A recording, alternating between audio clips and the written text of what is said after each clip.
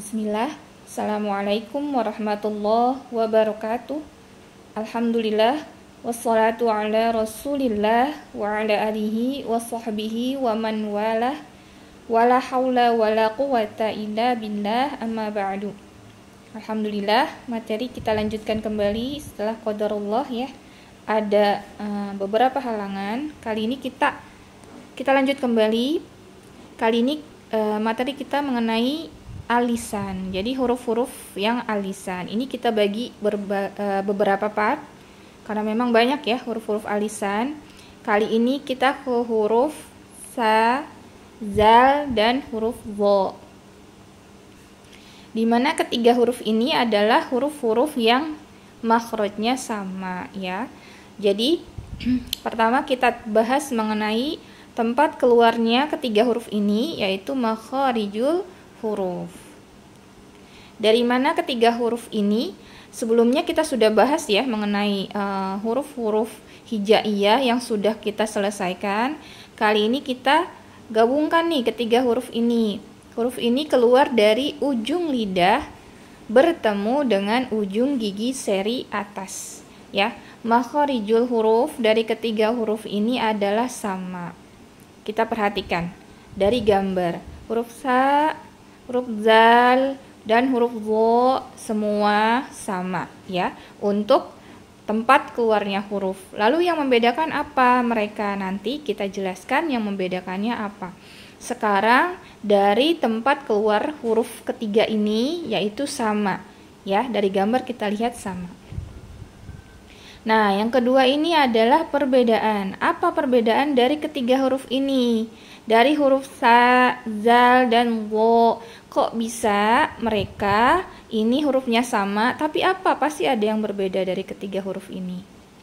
Yang pertama adalah huruf istifal, yaitu dua huruf, sa dan zal ya. Perhatikan, kedua huruf ini adalah huruf yang tipis, jadi jangan sampai nanti dibaca tebal. Sedangkan satunya istilah dan itbaq, yaitu huruf wo. Huruf wo dia sudah istilah dan juga itbaq, artinya itu tebal-tebal sekali ya, lebih tebal dari huruf istilah dan infitah karena dia ada itbaqnya untuk huruf wo itu ya. Jadi yang membedakan dari ketiga huruf ini adalah huruf sa dan huruf zal adalah huruf yang tipis, dibacanya tipis, jadi jangan dinaikkan pangkal lidah. Sedangkan huruf zo adalah huruf yang tebal, jadi wajib dinaikkan pangkal lidahnya.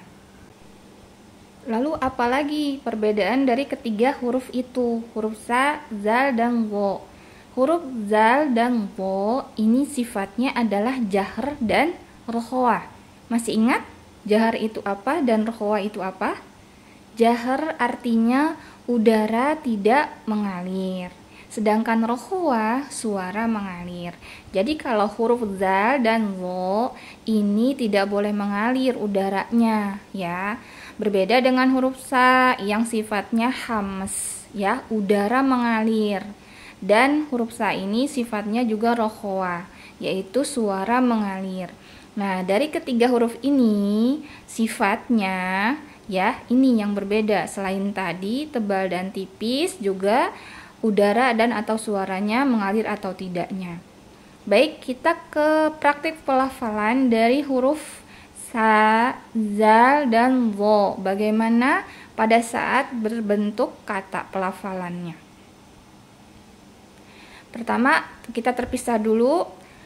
Sa, za, wo ya. Kedua tipis, sa, za, wo. Si, zi, wi.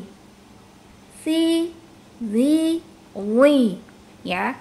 Ingat huruf wo ada sifat huruf tebal. Jadi meskipun dia dalam kondisi harokatnya kasroh karena dia huruf itbaq, jadi harus terdengar tebalnya. Wi, wi.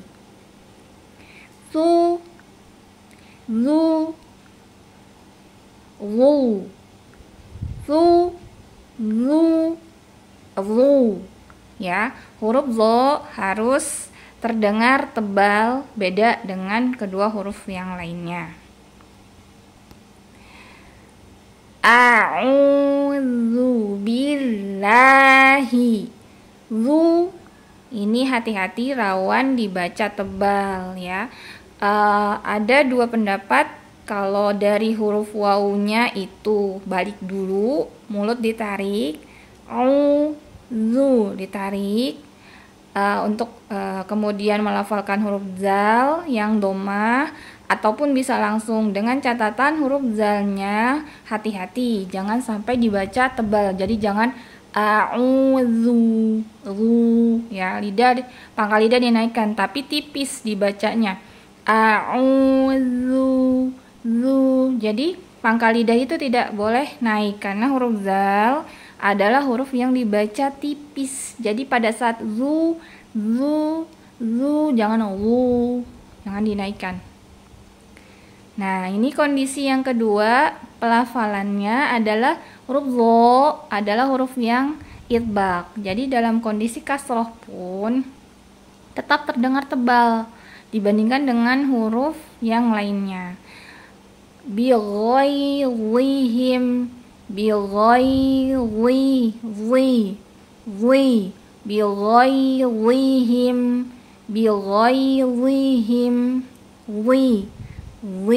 ya, karena dia huruf yang idbaq.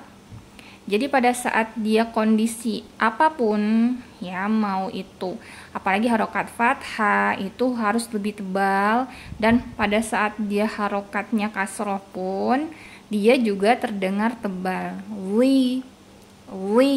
Beda dengan huruf yang istilah dan invita seperti huruf qaf, huruf ghain ya. Karena bukan huruf idbaq. Jadi huruf huruf zo ya, zo pada saat dia kasroh ya, seperti itu. Bighairihim. Kemudian yang sering kali ini dibaca huruf sa pada saat kasroh ini juga kadang-kadang dibaca tebal, ataupun kadang-kadang tertukar dengan huruf shin. Jadi jangan dibaca kasyiro, tapi kasiro.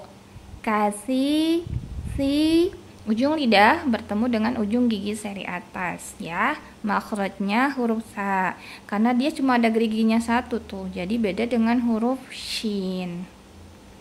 Demikian, semoga materi ini bermanfaat untuk kita semua.